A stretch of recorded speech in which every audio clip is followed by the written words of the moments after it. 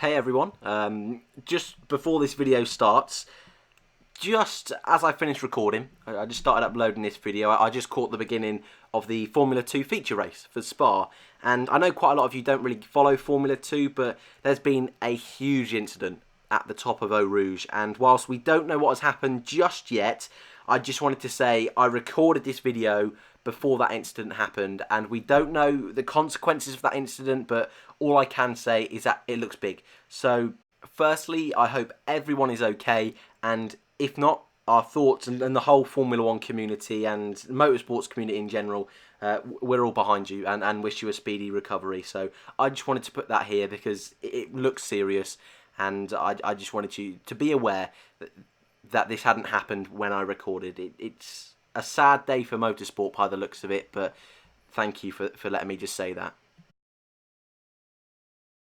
Formula 1 is back, and we were treated to a pretty dramatic qualifying session for the 2019 Belgian Grand Prix. Welcome everyone. As always, spoilers ahead. Some people get a little bit upset that I do these videos before it comes out on Channel 4, but sadly, I don't have the luxury of time. So apologies if you do get caught up in that madness, but if you are watching this video, I'm guessing you know what's happened. And I'm guessing you'll know Ferrari are back. Their first pole position in Spa since 2007. Just let that sink in for a second. Mercedes have had pole position here for the last 7 years. What a dominant period from Mercedes. I wasn't even aware it was 7 years before the hybrid era even started. They were smashing this circuit. But Ferrari have clawed it back.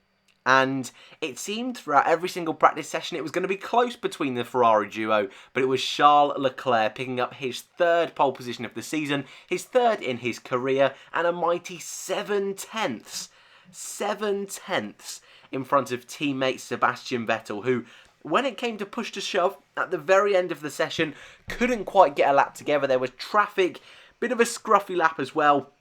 Ended up P2 in the end, did Sebastian, but no challenge to the Monegasque, who, like I said, claims not only his third pole position, but could this be his first ever Formula 1 victory tomorrow? I mean, he's got a brilliant chance for it. Ferrari, they're ready. This is a track that should suit their car. It's a prediction I got right for once. I actually managed to predict that Ferrari were going to be in the money, but I think most people expected them to. It's just about whether they can deliver tomorrow in the race. Behind the two Ferraris came the two Mercedes car. Hamilton, who actually crashed at the end of practice 3, finally they got that car working after, well, it was actually due to Robert Kubica. His engine exploded in Q1, gave them a little bit of time due to a red flag. Hamilton got out and was able to finish P3, only just behind Vettel, but again, Vettel didn't have a representative lap, I think is fair to say. Bottas P4, quiet day from him, to be honest with you, but again, backing up Hamilton is all he really needs to do. Verstappen P5 in front of the home crowd. He also seemed to have some issues in Q1, but again, got through and got P5. Then came the two Renaults, Ricciardo ahead of Hülkenberg in P6 and P7. Kimi Raikkonen, after he was supposedly injured, P8. Rounding out the top 10 was Sergio Perez in P9 and Kevin Magnussen in P10. P11, Romain Grosjean. So the two Haas cars actually showing quite a bit of pace, and both of them will start P8 and 9 tomorrow thanks to penalties. I won't put up a grid because we all know after penalties, and bear in mind, almost half the grid has penalties it seems. But Grosjean will have fresh tyres, same with Norris. Those two will be able to do a slightly different strategy. So will Stroll and Albon, but those guys are the main players, I believe, with the new tyres and new strategy. So keep an eye out for Grosjean and Norris. I think they might have quite a strong race. Grosjean as well this weekend is using the upgraded Haas package that Magnussen has been using for half the season. So it'll be interesting to see what he can do. But P11... 5 thousandths off his teammate K-Mag to get into Q3, but I think they'll be happy with that. Job well done, I think, from Haas today. Stroll P13, I think he probably would have wanted a little bit more from that car, considering Albon didn't really do a representative lap in Q2 and Giovinazzi didn't set a time after his engine blew up as well at the end of Q1.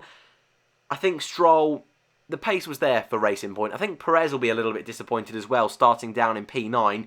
Their car looked good all weekend. So To finish 9th and 13th, it's okay, but I think they would have wanted better. Giovinazzi P15, well, I don't really think he can be frustrated with that because his engine blew up, nothing more he could do. Starting a little bit higher thanks to penalties, but he might have penalties himself if the engine isn't too well. Gasly P16, Carlos Sainz a big shock in P17, Danny Kvyat P18, so Gasly out-qualifying Kvyat in his first run for Toro Rosso this year, and I hate to say this, but as always, it was George Russell P19 and Robert Kubica rounding out the grid in P20. Penalties galore this weekend, ladies and gents. This is the list. I've wrote down a list of what I think is going to happen, but many people in the Formula 1 world don't really have a clue who's going to be starting where, to be honest with you, because the FIA, it's not a straightforward go back 5 places. They do it in a particular order with drivers and mess it all about. It's confusing. Chain Bear did a really good video on it a couple of weeks ago. Would recommend watching that. Really would. But honestly, the grid tomorrow, we're just going to have to wait and see when they actually line up. But 5 place penalties for Carlos Sainz, who starts P17 anyway. Daniel Ricciardo, who did a really good job in qualifying to start P6. And his teammate Nico Hülkenberg, who starts P7. So the 2 Renault cars, they're going to drop down a fair bit, elevating Kimi Räikkönen, the 2 Haas cars and Sergio Perez.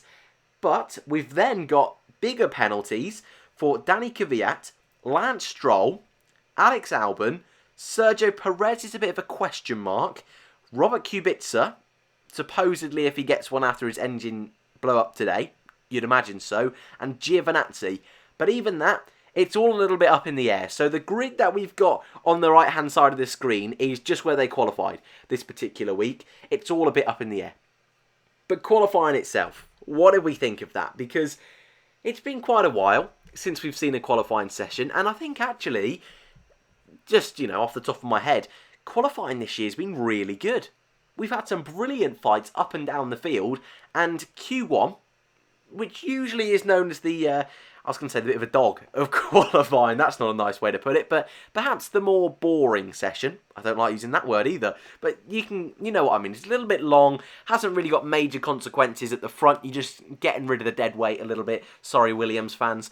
But today it was quite interesting, because we had the race against time with Lewis Hamilton.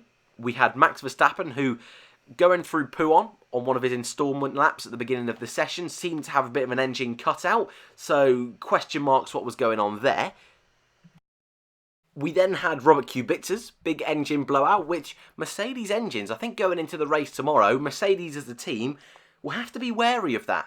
That's Perez, who had a big engine blowout yesterday. We had Hamilton having throttle issues, but supposedly may have been linked to the engine as well.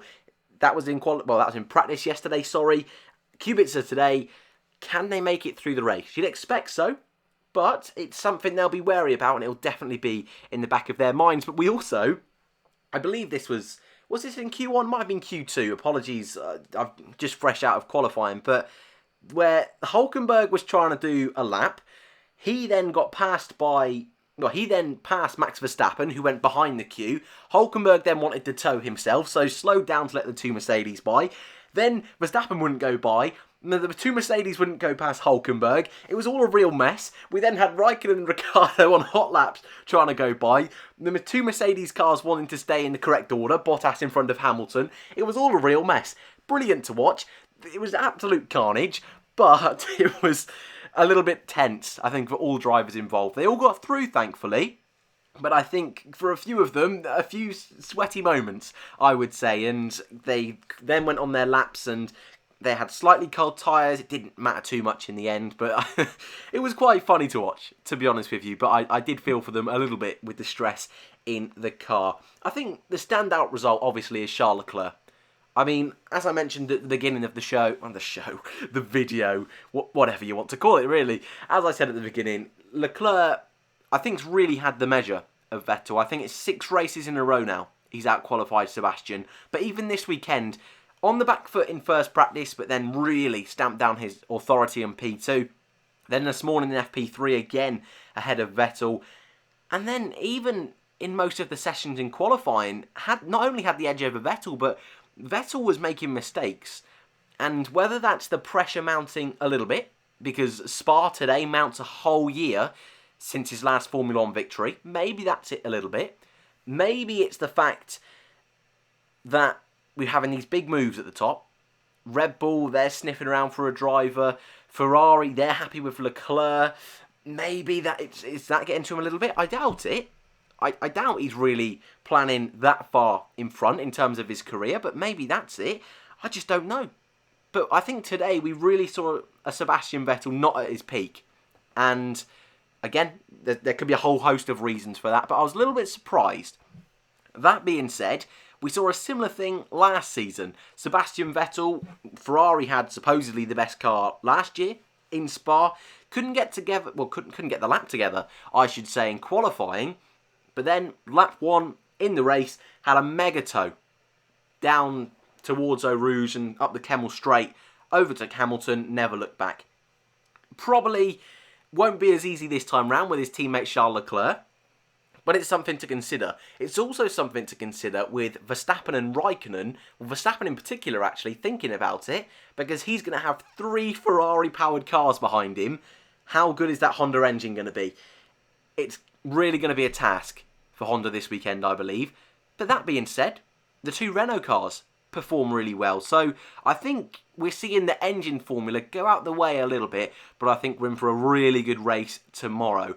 Driver of the day, my top 3, I've gone for Daniel Ricciardo, who qualified P6, Charles Leclerc, who obviously bagged pole position, 7/10 in front of Sebastian Vettel, and Kimi Raikkonen, who qualified 8th, will start the race 6th, but I've got to put him in the mix because he's injured, or supposedly injured. So a mega job from Kimi, who has the most wins around Spa than any other driver in Formula 1 history. Loves this place, really performing, and has the potential to do something special tomorrow if he can make a strategy work.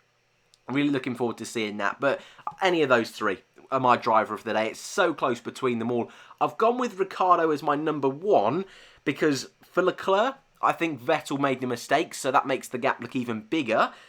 Would love to have seen Vettel really get in the fight, but 7/10 cannot be ignored.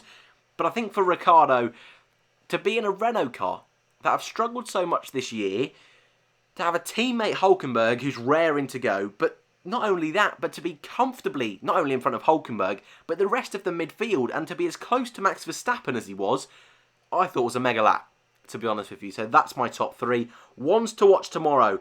Obviously, I've gone with Daniel Ricciardo, who's got that penalty. Renault look quick. We know how good he's at overtaking, and we know how good he is at Spa. Alex Albon starting from the back in the Red Bull. Carlos Sainz also starting at the back in the McLaren. What can they do? Sebastian Vettel, as I just mentioned, what kind of impact can he have from the front row of the grid? And Romain Grosjean, with those new tyres, elevated to P9, what can he do against his teammates? And he started P9 in 2015, ended up getting on the podium. Anyway, I'd love to know your thoughts in the comments below. Who is your driver of the day? Who is going to win the race tomorrow? Is there going to be a surprise podium? Let me know in the comments below. Subscribe if you're new. Thank you very much for watching, and I hope to see you in the next one.